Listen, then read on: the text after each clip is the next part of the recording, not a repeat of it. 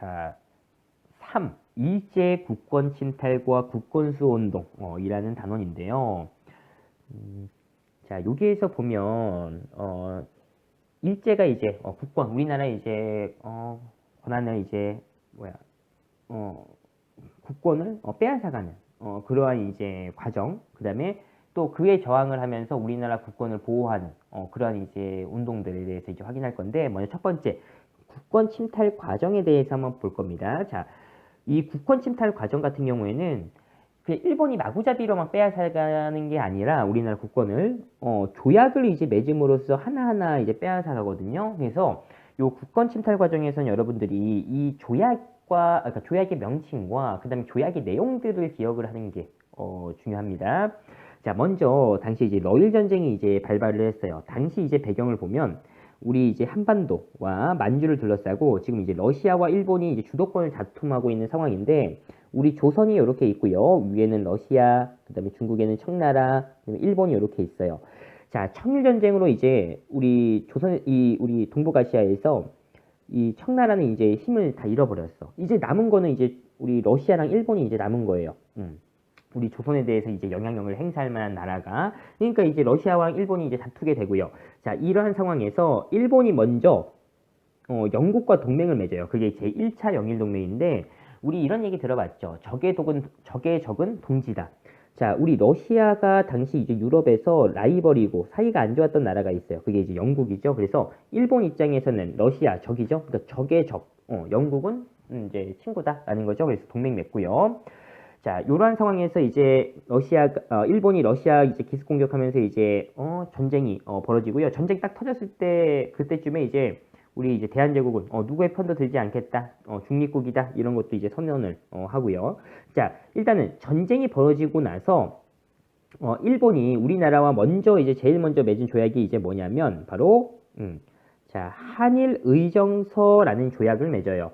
자, 이 한일의정서라고 하는 거는 이제 지금 이 러일 전쟁의 결국에 무대는 이 우리 조선 근방이야. 그러니까 뭐 좀 더 자세하게 하면은 우리 이제 그 중국의 그 여순이라고 있어요. 그러니까 여순 그러니까 한자로는 여순이고 이제 그 중국말로는 위순이라고 하는데, 그 지역에 이제 그 러시아 함대가 있었는데 거기를 이제 선제 공격하면서 이제 그 전쟁이 벌어지거든요. 그러니까 그 지역이 우리 그 요동반도 쪽에 있는 지역이야. 거기서 이제 그 전쟁이 먼저 일어났어요. 그러니까 우리 그 서해, 그 다음에 이제 그 동해부터 시작해서 남해, 그 우리 그러니까 조선을 둘러싼 그 바다에서 결국에는 전쟁이 무대가 되는 겁니다.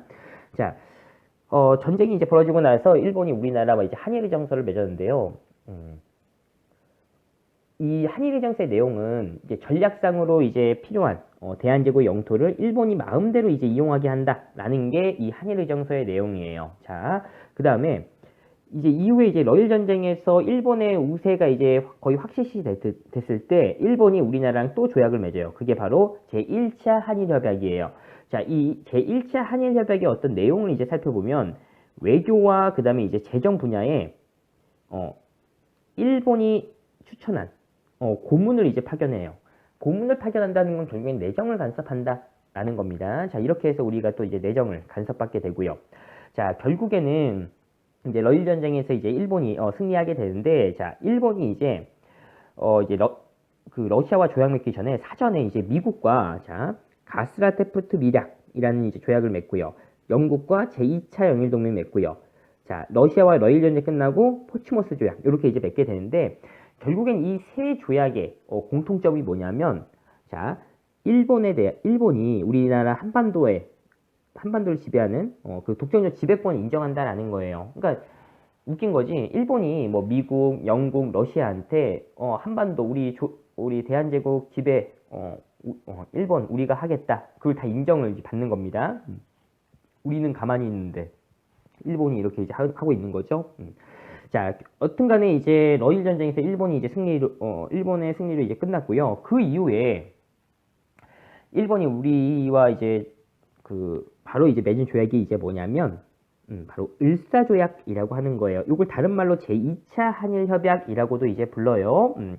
자, 일본이 이제 그 을사오적을 앞세워서 자, 을사조약을 체결해요. 그러니까 고종이 허락하지 않았는데 요 이제 그 5명의 이 신하들이 이제 결국엔 이제 이 을사조약을 체결했어요. 자, 뭐 외부 대신에 박재순, 내부 대신에 이지용, 군부 대신에 이근택, 학부 대신에 이완용, 농상공부 대신에 권중현. 그래서 이 사람들을 우리가 흔히 을사오적이라고 얘기하고요. 결국에는 이 조약 같은 경우에는 이제 강제로 체결됐기 때문에 을사늑약이라고도 얘기해요. 자, 이 을사조약의 핵심적인 내용이 뭐냐면 우리 대한제국의 외교권이 이제 강탈이 되고요. 통감부가 설치되었다. 라는 게 이제 핵심적인 내용이 되겠습니다. 자, 이렇게 을사조약을 맺으니까 제일 억울한 사람은 결국엔 누구겠어요? 자기가 허락하지도 않았는데 지금 조약 맺어버린 거지. 고종이 제일 억울할 거 아니에요. 그래서 고종이 자, 을사조약은 무효다라고 이제 선언을 하고요. 또 헤이그에다가 특사를 파견해요. 뭐 이준, 이상설, 이휘종 이러한 이제 사람들을 헤이그에다가 특사를 파견하는데 이 헤이그라는 곳은 네덜란드 지명이에요. 당시 이제 네덜란드 이 헤이그에서 세계 여러 나라들이 모여가지고요 평화와 관련된 회의를 한다고는 사실이 알려졌어. 그게 이제 세계 만국 평화 회의라고 이제 부르거든요. 자, 여기에다가 이제 특사 파견해서 고종의 생각은 지금 우리가 억울하게 이제 일본에 의해서 강제로 외교권이 이렇게 강탈당한 이러한 상황에 대해서 이 회의 자리에서 이제 알려가지고 세계의 다른 나라한테 도움을 이제 받아야 되겠다라고 생각을 했어요. 근데 이제 이 헤이그 특사는 결국에는 이제 실패로 끝나요. 왜냐면은 그 세계 만국 평화회의에 일본도 이제 참석해서요.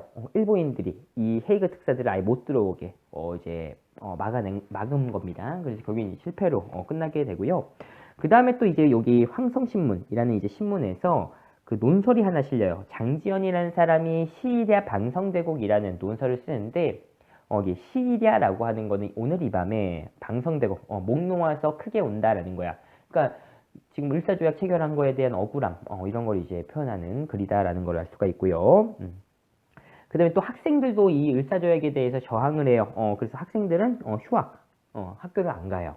또 유생들 같은 경우에는 너무 이제 수치다라고 하면서 스스로 목숨을 끊어요. 자결. 그 다음에 관련된 사람들을 막 죽이는 의거 활동이 벌어지고 또 의병 운동도 나타난다라는 건데 여기에서 우리가 이제 의거 활동에 대해서 좀 이제 자세하게 봐볼게요. 자, 전명훈 장인환이라는 사람은요. 당시 이제 그 스티븐스라는 사람을 이제 사살을 하는데 이 스티븐스라는 사람은 미국 사람인데요. 이 스티븐스라는 사람이 언제냐면 우리가 아까 제1차 한일협약 때 일본이 외교와 재정 그 분야에 고문을 우리나라에 파견했다라고 했어요. 그때 외교 고문으로 파견됐던 사람이 이 스티븐스예요. 그러니까 결국에는 이 미국인 스티븐스는 친일파예요. 일본을 이제 좋게 생각하는 사람이고요. 자, 이 스티븐스가 이제 샌프란시스코 미국에 그 항구에 이제 들어온다라는 소식이 들려가지고요. 당시에 전명훈과 장인환이라는 사람이 이 스티븐스를 이제 사살하게 돼요. 근데 이제 신기한 거는 이 전명훈과 장인환이 같이 이제 이렇게 모여가지고 스티븐스 이제 사살해야 되겠다 이렇게 생각을 한 게 아니라 따로따로 이제 생각을 한 거야. 작전을 생각을 했어요. 그래서 그 샌프란시스코와 그 항구에서 그러니까 우연히 마주치게 된 거야. 자, 이게 신기하죠, 이런 게. 자, 그 다음에 안중근 보면은, 너무나도 유명하죠. 자, 우리 초대 통감으로 왔던 이토 히로부미를 중국의 그 하얼빈 역에서 사살했다라는 게 있고요. 자, 이재명이라고 하는 사람은 이한용을 이제 처단하려고 했는데, 이제 실패로 끝나요. 이한용이 이제 칼 맞아서 이제 부상만 당하고 이제 끝나고요. 그 다음에 나인영, 오기호. 나인영은 다른 말로도 이제 나철이라고도 불러요. 이 사람들은 을사오적을 처단하려고 한다라고 하면서 을사오적, 그러니까 오적 암살단을 이제 만들어요. 근데 이것도 뭐 이렇게 실효성은 없었어요. 자, 그 다음에 결국 이제 을사조약이 이렇게 체결됐다라는 거예요. 그 다음에 또 그러한 저항들이 이제 일어났다라는 거 이제 확인을 하고요. 자, 그 다음에 그 이후에 이제 이 고종이 헤이그에 특사 보낸 걸 이제 들켜요. 그러니까 일본이 이제 알았잖아요. 자, 그러니까 이 고종을 내쫓는 거예요. 강제로 퇴위시켜요. 헤이그 특사 그 파견을 구실로 해서 그 다음에 조약을 맺은 게 한일 심여박이라는 조약을 맺어요. 다른 말로 이제 이 1907년이 정민년이라고 해서 정미칠조약이라고 이제 부르고요. 이 정미칠조약의 그러니까 한일 심여박의 이제 내용은 우리 행정각부의 차관으로 일본인들이 이제 임명이 되는 거예요. 어떤 부서가 있어요. 기구가 있어요. 거기서 제일 높은 사람이 이제 장관, 그 다음에 차관이야. 그러니까 두 번째로 높은 사람을 다 일본인이 이제 들어와서 이제 정치하는 거예요. 그러니까 우리 내정에 대해서 이제 더욱더 이제 그 간섭을 하고 이제 장악을 했다라는 걸 이제 알 수가 있는 거고, 그 다음에 이제 자 재정이 부족하다라는 구실로 해서 군대까지 해산하고요. 그 다음에 이제 사법권과 경찰권까지 빼앗아 버렸다라는 겁니다. 결국에는 이제 마지막으로 한일 병합조약 맺어지면서 우리가 이제 일본의 이제 식민지가 되었다라는 거예요. 자, 이렇게 이제 확인하고요. 그 다음에 이제 넘어가서 독도와 간도에 대해서 우리가 이제 확인해 볼 건데요. 먼저 독도를 보면, 자, 이 독도는 언제부터 우리 땅이냐라고 하면 우리가 삼국시대부터 우리 땅이다라고 볼 수가 있어요. 자, 우리 신라 6세기 지증왕 때 우리 삼국사기 기록에 보면 우상국을 복속했다라고 되어 있는데요. 그러니까 우상국이라고 하는 거는 울릉도랑 그 일대를 이야기하는 거예요. 그래서 결국에는 이때부터 독도를 우리 땅으로 인식하고 있었다라는 거고요. 자, 그 다음에 이제 좀 넘어가서 조선시대 숙종 때 보면은 안영복이라는 우리 사람이 그 일본 어부들이 이제 동해 이제 와가지고 독도 주변에서 막 이제 그 어업 활동을 하니까 안영복이 가가지고 일본에 이제 이제 납치당해서 가요. 처음에는 갔다가 이제 거기서 독도 여기 동해 우리 땅이야 이제 그 확인을 받아오는 거고요. 그 다음에 또 보면은 이 조선시대에 일본이 이제 막 그 지도 제작하는 과정에서 이 독도라는 섬이 있는데 요거는 누구 섬이냐라고 당시 이제 일본 최고 기구였던 태정관한테 이제 문의를 했단 말이죠. 근데 그 태정관에서 독도는 우리 땅 아니야, 일본 땅 아니야 라고 하는 그 문서도 지금 있어요. 자, 그 다음에 우리가 이제 여기에서 좀 이제 잘 좀 확인을 해야 될 거는 이제 대한제국, 여기서부터 좀 확인을 해야 되는데, 자, 이 대한제국 때 우리 고종이 칙령 제41호 이제 명령을 발표를 한 거예요. 자, 이게 뭐냐면 1조에 울릉도를 울도로 개칭해서 강원도에 부속하고 도감을 군수로 개정해서 관제 중에 편입한다. 군청의 위치는 태화동으로 정하고 구역은 울릉전도와 죽도, 석도를 관할한다. 여기 말하는 석도가 이제 독도예요. 그러니까 결국에는 보면은 울릉도를 군으로 강원도에 부속한다라는 게 군으로 이제 승격하고 여기 군수로 개정한다 막 이런 얘기도 있죠. 그다음에 이 군수가 이제 독도까지 관할하게 한다라는 거야. 그러니까 우리 땅이다라고 인식하고 있다라는 거죠. 우리 행정구역으로 인식하고 있다라는 걸 알 수가 있고요. 자, 이러한 상황에서 이제 일본이 이 독도를 빼앗아 가요. 언제 빼앗아 가냐면 러일 전쟁 중에 이제 빼앗아 가는데 러일 전쟁 중에 일본이 이제 그러니까 이 동해에서 이 독도가 엄청 전략적으로 이제 중요한 지역이다 보니까 여기를 이제 빼앗아 가요. 그 근거로 이야기했던 게 뭐냐면 이 독도는 주인 없는 섬이다. 그러니까 사람이 없는 섬이다. 그러니까 우리가 이제 그 차지한다. 이런 식으로 해가지고요. 당시 이제 일본의 시마네현이라는 지역에서 그러니까 이제 고시 명령을 이제 발표해가지고 독도를 이제 빼앗아갔다라는 거예요. 그러다가 우리가 이제 광복한 이후에 이제 반환을 받게 되고요. 그 다음에 이제 간도 지역을 이제 한번 확인을 해볼게요.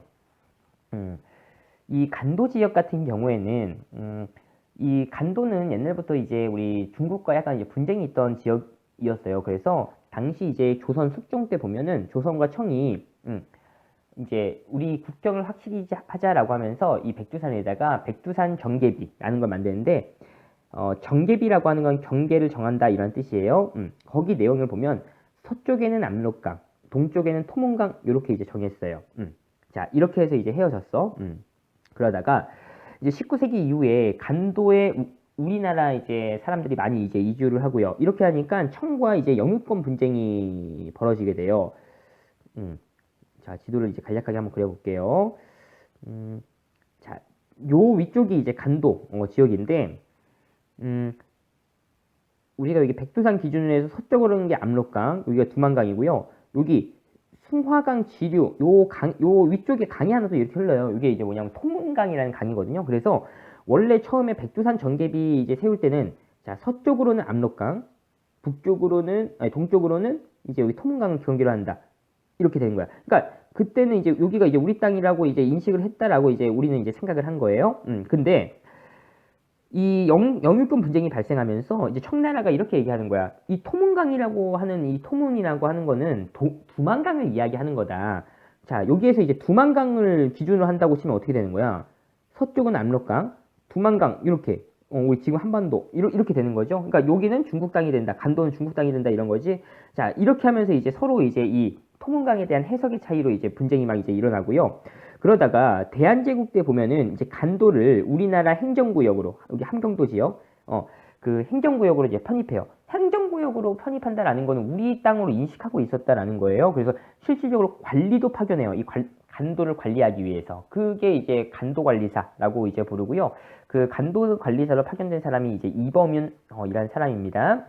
자, 그런데 자, 이러한 상황에서 1909년에 이제 간도협약을 이제 맺게 돼요. 이게 우리가 아까 배웠을 때 1905년에 우리가 강제로 을사조약을 맺었다라고 했죠. 그때 외교권 강탈을 당했잖아. 그러니까 그 을사조약 이후부터는 우리가 다른 나라와 어떤 조약을 맺지 못해요. 일본이 대신 조약을 맺는 거야. 그러니까 이 간도협약도 일본이 맺은 거야. 청과.